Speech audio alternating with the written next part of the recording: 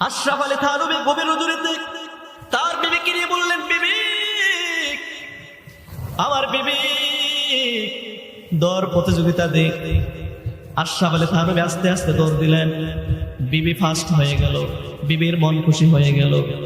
কিছুদিন যাওয়ার পর আবার ঘুম থেকে উঠলেন, এবার আবার দৌড় প্রতিযোগিতা দিলেন।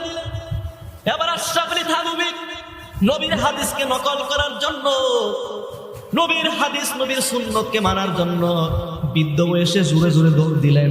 সুবহানাল্লাহ। বৃদ্ধ বয়সে জোরে দৌড় দিলেন।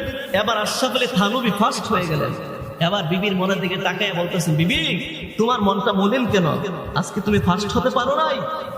আশরাফ আলী থানভী সেদিন বলেছিলেন, কাজা ওয়া কাজা, তুমি জানো এই বুড়া বয়সে দৌড় প্রতিযোগিতা দেওয়ার শখ আমার ছিল না। আমার জীবনে সব সুন্নত পালন করেছি, শুধু এই সুন্নত বাকি ছিল। সুবহানাল্লাহ।